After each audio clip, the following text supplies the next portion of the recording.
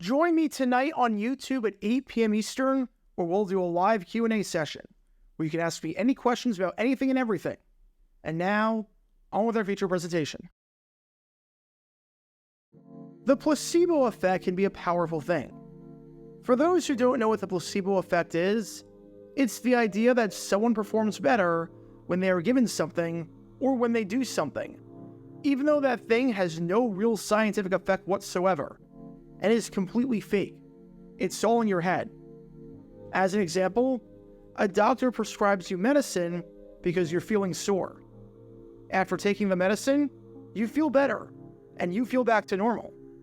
However, the medicine wasn't real. The medicine was just a placebo.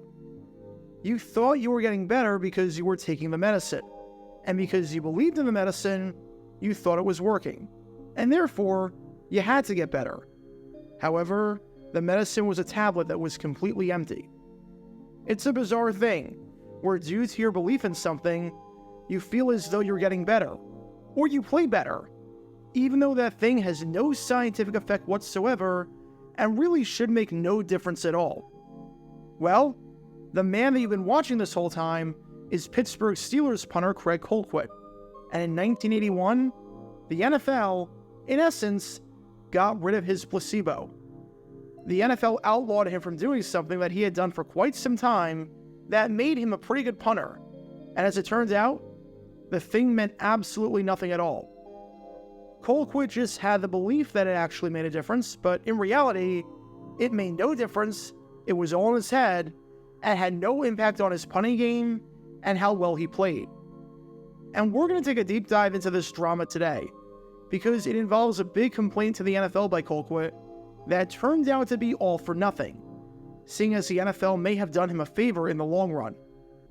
Because this is the story behind some of the strangest punter drama in the history of the Pittsburgh Steelers.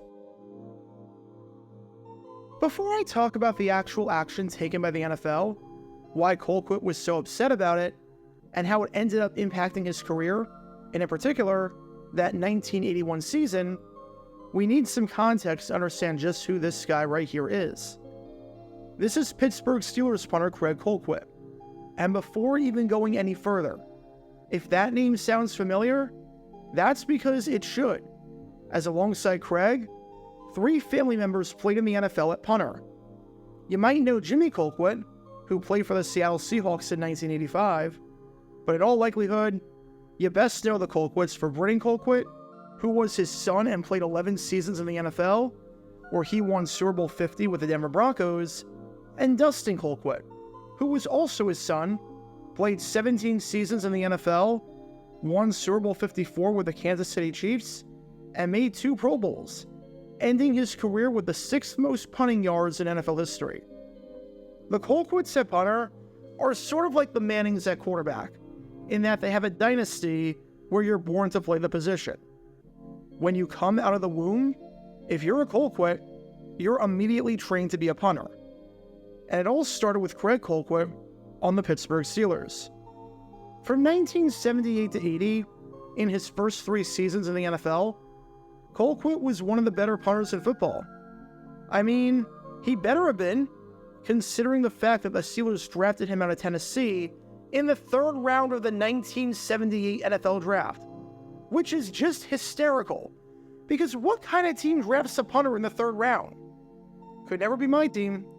Glad we never have to worry about that. Anyways, when Colquitt started off, he immediately made his mark by averaging 35.2 net yards per punt, which was the best total in all of football.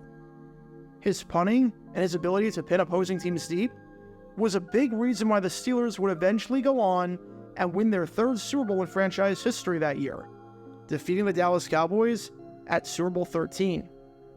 He followed that up with another good season in 1979, when he was able to successfully get 27.9% of his punts, or 19 out of 68, inside the 20-yard line.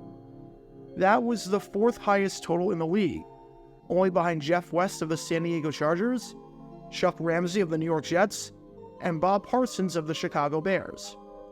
Once again, the Steelers won the Super Bowl that year, winning title number 4 after defeating the Los Angeles Rams at Super Bowl 14, in a game that you can learn more about by clicking the card in the upper right corner. And in 1980, he did another great job pinning opponents deep. Despite punting 61 times, he only had 5 touchbacks. In 1980, there were 27 punters to punt more than 60 times, and only 5 of them, or less than 1/5 of the league, had 5 or fewer touchbacks. One of those men was Craig Colquitt, whose 35.3 yards per punt ranked 4th in the entire NFL.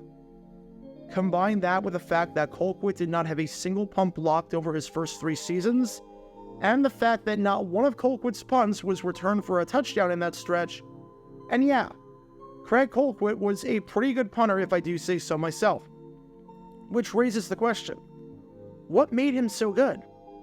What made him able to get pretty good distance, even though that wasn't really his strength?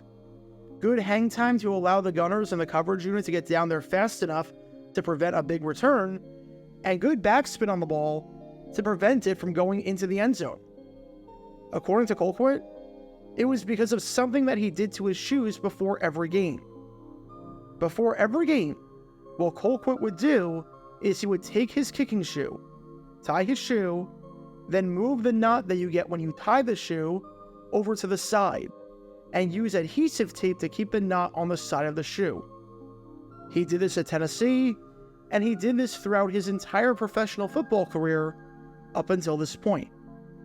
Said Colquitt on the logic behind the move, "I did it so I wouldn't hit the knot when I dropped the ball to punt. If I didn't do that, I might hit the knot and shank the ball. I've been tying my shoes and taping them that way for years." And for years, the NFL had no problem with this. It's not like he was enhancing his shoes with some sort of illegal substance or coating them in something.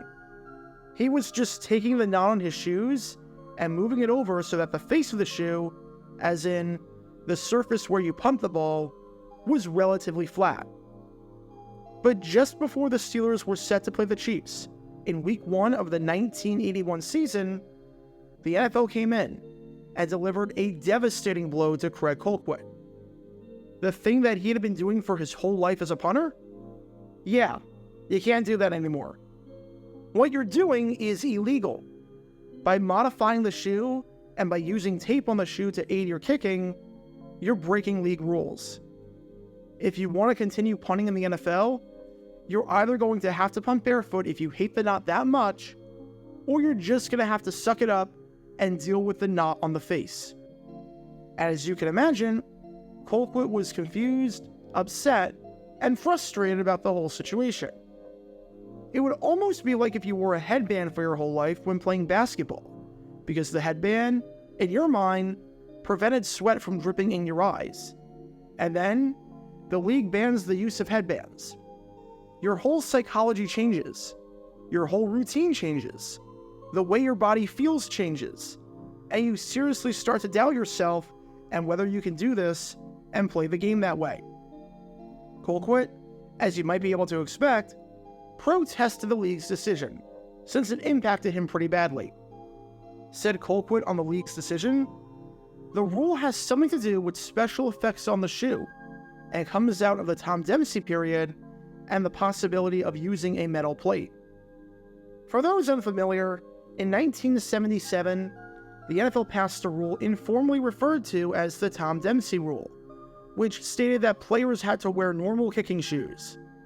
Dempsey's shoe was widely criticized for potentially giving him an unfair advantage, because his custom-made shoe, seeing as he was born without toes on his right foot, had a larger surface and was flattened, and looked more like a block than it did a shoe.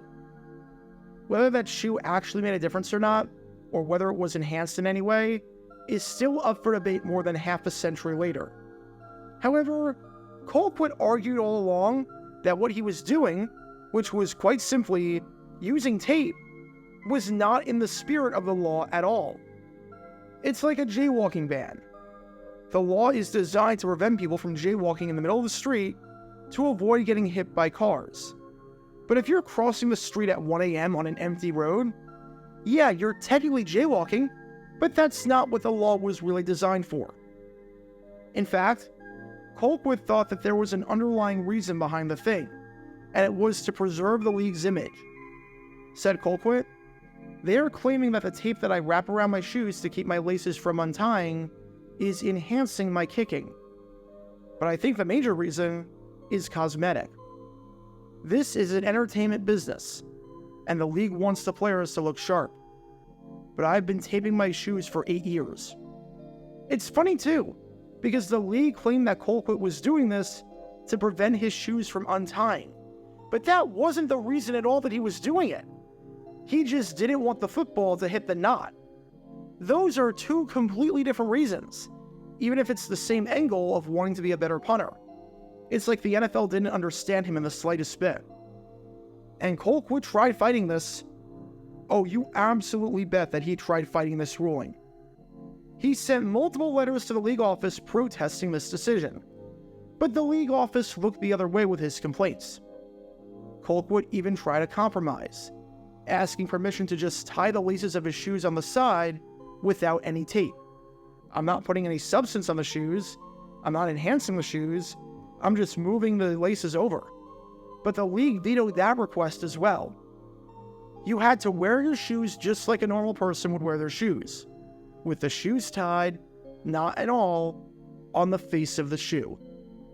Just like that, Craig Colquitt's punting style and technique had to be completely changed. The way he was doing things for nearly a decade was now deemed to be incorrect and illegal. No more adhesive tape. No more knots on the side of the shoe to increase the flat surface area of the face of the shoe. Everything had to change. Which raises the question, how did Colquitt do in 1981 with this change that he was so adamantly against, seeing as he was concerned that he was going to shank punt after punt and lose a ton of distance that way? Well, that's the funny thing about all of this. Colquitt thought that it was going to impact his ability to punt the football. And to be fair, it absolutely did. There was a noticeable difference in his stats from 1980 to 1981. However, it didn't impact him in the way that it thought he would. Because in 1981, Craig Colquitt, having to punt with no adhesive tape and no knot off to the side, had arguably the best year of his entire career. Seriously, Craig Colquitt was already one of the best punters in football. And yet, in 1981, he might have been even better. Turns out, the shoelace thing was completely in his head. It was mental. He was worried about shanking punts? Well, from 1978 to 80, Colquitt averaged 40.3 yards per punt. And in 1980, he averaged a career-high 40.7 yards per punt at the time. In 1981, he averaged 43.3 yards per punt. That's an increase of 2.6 yards per punt. For some perspective, there were 23 punters in the NFL who punted the ball in both 1980 and 1981. I looked at every single one of them and compared their yards per punt average from 1980 to 1981 and saw how much they improved or declined in that statistic. At the very top of the list, you have Cincinnati Bengals punter Pat McInally, who was named a Pro Bowler and an AP First Team All-Pro, and blew by everyone by improving his yards per punt by a whopping 4.6 yards, going from 40.8, which was already pretty good for that era, to a league-leading 45.4. But right below him, in second place, improving by 2.6 yards per punt, you had none other than Craig Colquitt. So much for shanking punts. He was booming them farther than he ever had before.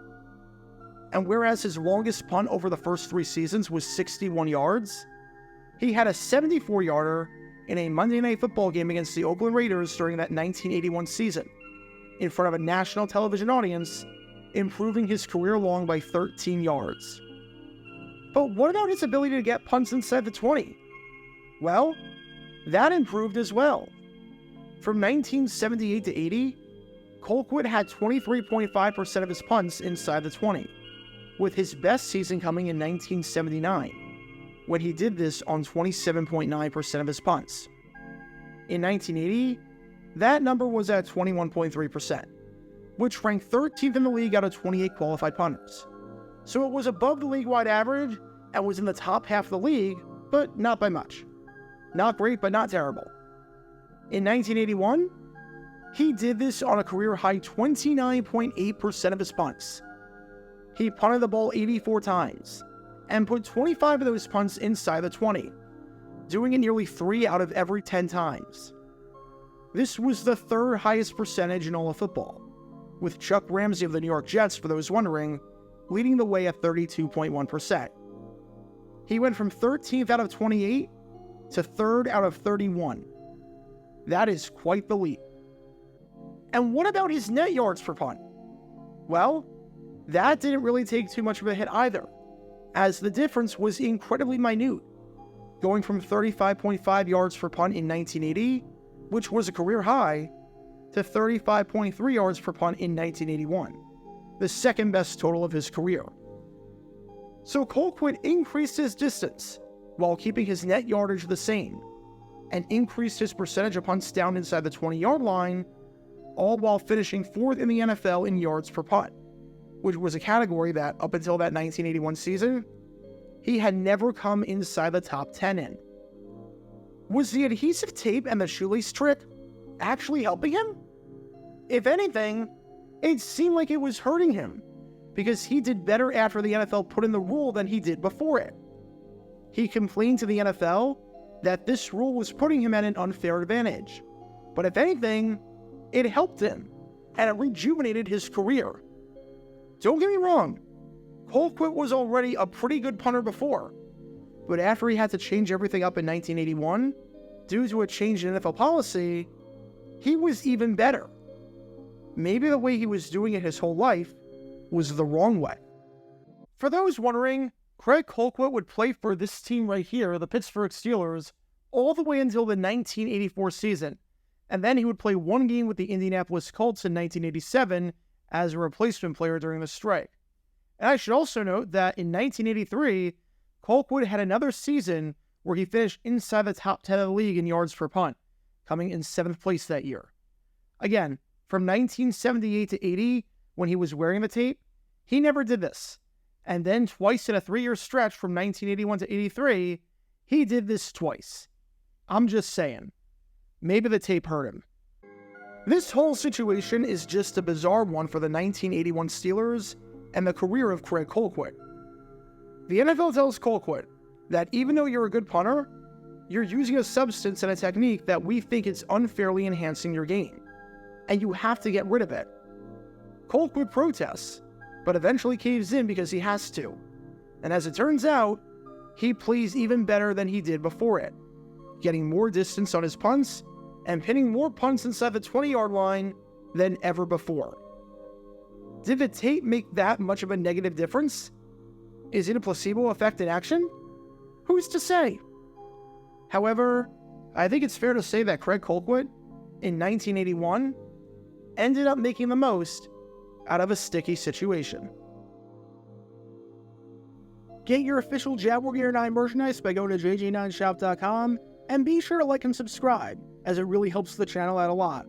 Join me every Wednesday night where we'll play NFL Trivia for cash prizes at 9 p.m. Eastern over on Twitch. To learn more about the history of college football, subscribe to Jaguar Gator 8. To learn more about the history of Major League Baseball, subscribe to Jaguar Gator 7. Also, special thanks to all of our Patreon supporters for helping out the channel. Your support is greatly appreciated. See how you can become a patron and request future video topics in the description below.